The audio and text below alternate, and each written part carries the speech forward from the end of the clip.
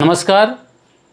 आज हम लोग यहाँ मैथिली शरण गुप्त द्वारा लिखित मनुष्यता कविता पाठ में आए प्रश्नों की चर्चा करेंगे।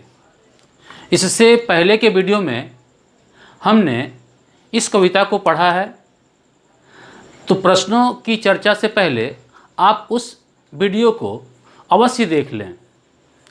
इस पाठ में पहला प्रश्न है क का एक, कवि ने कैसी मृत्यु को सुमृत्यु कहा है। कवि ने ऐसी मृत्यु को सुमृत्यु कहा है जो परोपकार करते हुए आती है। इसमें इस मृत्यु के पश्चात मनुष्य उन्हें याद रखते हैं, श्रद्धा के साथ, विनय के साथ। दूसरा प्रश्न है, उदार व्यक्ति की पहचान कैसे हो सकती है। तो उदार व्यक्ति की पहचान की सबसे बड़ी विशेषता है कि वह दानवीर होता है, दानशील होता है। वह हमेशा दूसरों की मदद के लिए पैर बढ़ाए रहता है।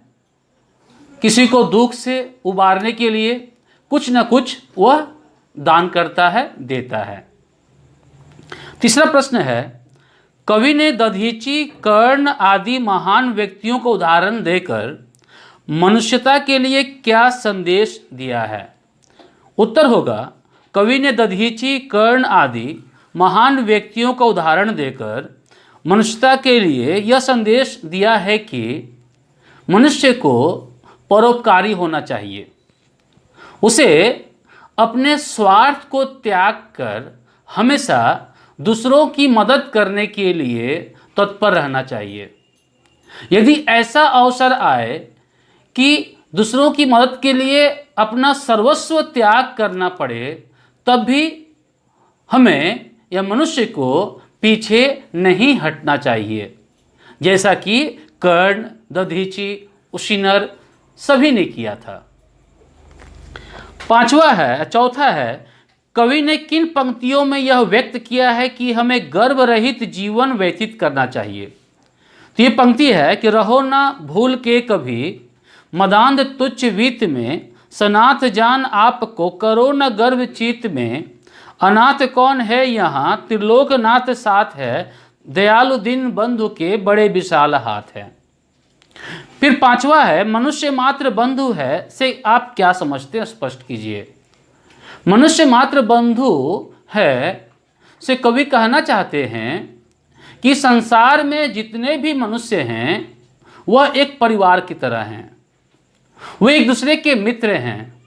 और जिस प्रकार से एक मित्र अपने मित्र के सुख दुख में हमेशा साथ देता है, उसके आगे बढ़ने में सहयोग करता है, उसी तरह हर एक मनुष्य को एक दूसरे के सुख दुख में साथ देना चाहिए, उसके सहयोग में हाथ बटाना चाहिए उसे आगे बढ़ने में। यदि ऐसा करते हैं तो ये संसार शांतिमय बन जाएगा, हर एक के जीवन से कष्ट दूर हो जाएगा। तो ये कवि का बहुत बड़ा विचार है। 6 नंबर है, कवि ने सबको एक होकर चलने की प्रेरणा क्यों दी है। कवि ने सबको एक होकर चलने की प्रेरणा इसलिए दी है क्योंकि किसी भी महान लक्ष्य को प्राप्त करने के लिए हमें सबसे पहले एकजुट होकर रहना बहुत जरूरी होता है।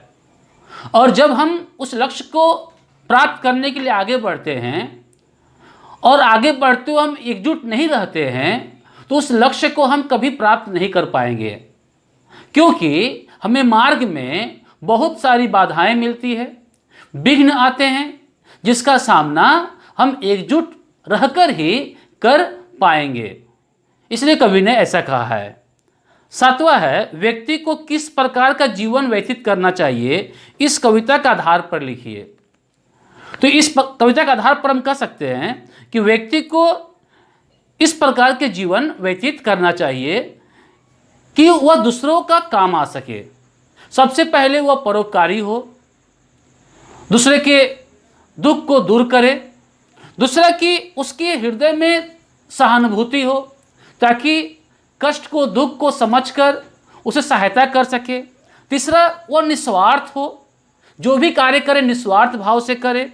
चौथा, वो सबको अपना बंधु मानता हो ताकि हर एक के सुख दुख में वह साथ दे सके। पांचवा, उसके हृदय में घमंड ना हो, व्यक्ति के हृदय में घमंड ना हो कि मैं सनाथ हूँ बाकी सब अनाथ है। छठा, मिलजुल कर रहना चाहिए। यदि हम मिलजुल कर रहते हैं तो बड़ी से बड़ी समस्या का हम समाधान निकाल सकते हैं। सातवां, किसी भी मुसीबत को एकजुट होकर सामना करना चाहिए। तो इन सारी बातों को ध्यान में रखकर व्यक्ति को अपना जीवन व्यतीत करना चाहिए। आठवां है, मनुष्यता कविता के माध्यम से कवि क्या संदेश देना चाहते हैं। तो इस प्रश्न का उत्तर सातवें प्रश्न के अनुसार ही होगा, सिर्फ शुरुआत की भाषा बदल जाएगी। इसमें हम कह सकते हैं कि मनुष्यता कविता के माध्यम से हमें कवि संदेश देते हैं कि हमें परोपकारी बनना चाहिए, दूसरे के प्रति हमारे हृदय में सहानुभूति होनी चाहिए जैसा कि बुद्ध के हृदय में था। हमें निस्वार्थ भाव से अपने कार्य करना चाहिए जैसा कि कर्ण ने, दधीची ने किया। हमें सबको अपना बंधु मानना चाहिए ताकि हम मिलजुल कर रह सकें। हमें अपने हृदय में घमंड नहीं लाना चाहिए, घमंड आने से हम में बंटवारा हो जाता है और हम एक दूसरे का साथ नहीं देते हैं।